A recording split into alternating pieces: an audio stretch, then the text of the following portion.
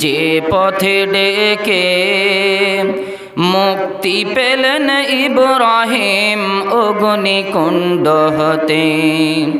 আদম হাওয়া ক্ষমা পেলেন যে পথে ডেকে মুক্তি পেলেন ইব্রাহিম অগ্নিকুণ্ড হতে।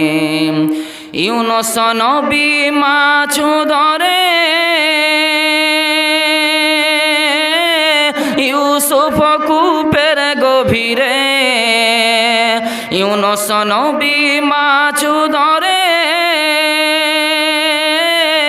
ইউসুফ কূপের গভীরে। যেমনি ভাবে ডেকে তারা যেমনি ভাবে ডেকে তারা সুরক্ষিত রয়।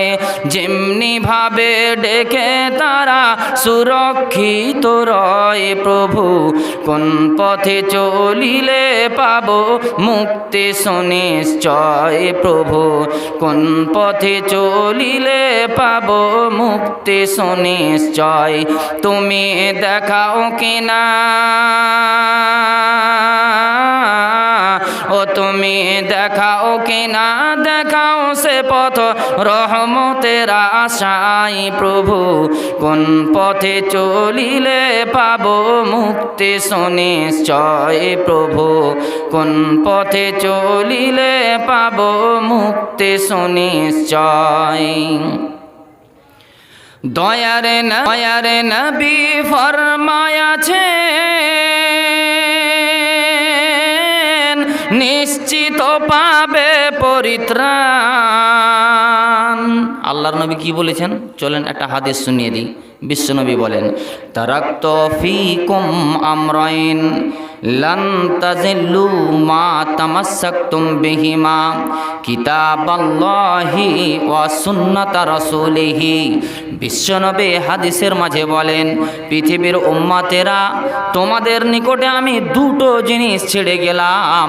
এই দুটো জিনিসকে যদি তোমরা আঁকড়ে ধরে থাকো, এই দুটো জিনিসকে যদি তোমরা মজবুত করে ধরে থাকো, তাহলে লান তাযিল্লু তোমরা কখনোই পথভ্রষ্ট হবে না, ভ্রষ্টের পথে তোমরা চলে যাবে না।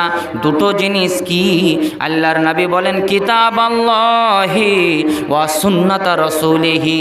একটি হলো মহান আল্লাহ পাক রব্বুল আলামিনের নাজিলকৃত কিতাব, আল্লাহর ঐশী বাণী অর্থাৎ কোরআন মাজিদ।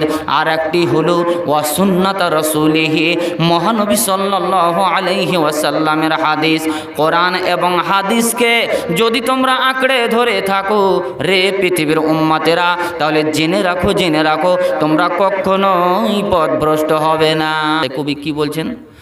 দয়ার নবী ফরমায়াছেন নিশ্চিত পাবে পরিত্রাণ।